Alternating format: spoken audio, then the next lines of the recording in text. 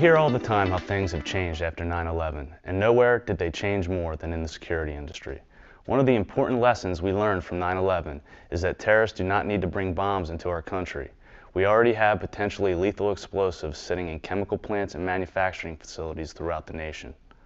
Fortunately, Congress and the Department of Homeland Security recognized the need to identify potential dangerous chemicals and place standards on facilities where they are made, used, and stored. In 2006, Congress mandated that high-risk chemical facilities develop and implement security plans to guard against the possibility of terrorism. This mandate is known as CFATS.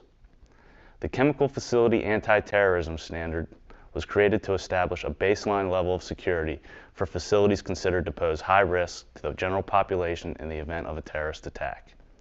CFATS defines security requirements based on a list of about 323 chemicals, called COIs, or chemicals of interest.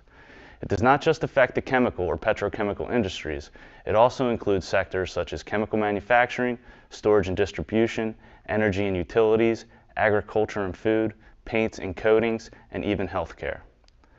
Covered facilities under CFATS were placed into categories after the DHS looked at the type, quantity, storage, manufacturing, and handling of each COI. A Security Vulnerability Assessment, or SVA, then took a more in-depth look at each facility and its existing security and vulnerabilities to come up with a final ranking based on 4 tiers.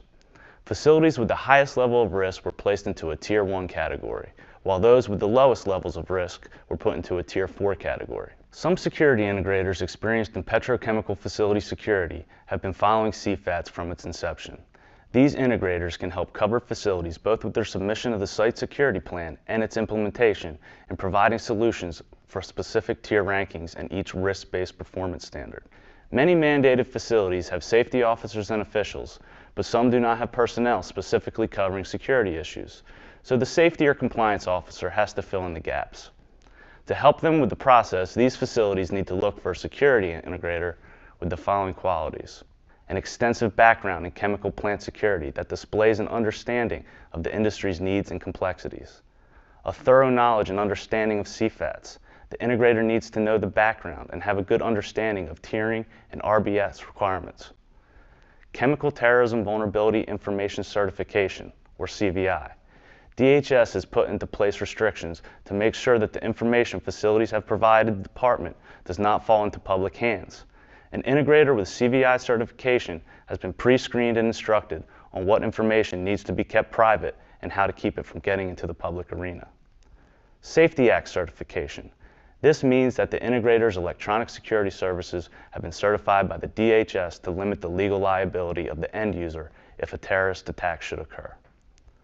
A security integrator should also be aware of the latest technology available to meet the specific security needs of covered facilities.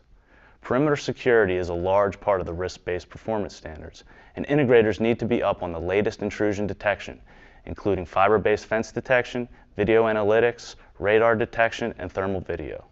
Integrators need to have knowledge about physical security basics, including K-rated fences and vehicle barriers that can withstand a 15,000-pound vehicle hit at 30, 40, and 50 miles per hour. Another key element to selecting an integrator is to look for a company that will examine a facility's security goals and challenges and come back with a cost-effective solution based on the integrator's knowledge and background in security, and specifically chemical and refining facility security. A design-build approach gives the integrator the freedom to put together the best and most efficient system available and usually saves the end user money and time. These standards will take time to implement and maintain, but they will give the industries involved a solid set of guidelines to follow to make sure that they are as safe as possible and that the surrounding public is better protected against possible terrorist attacks and events.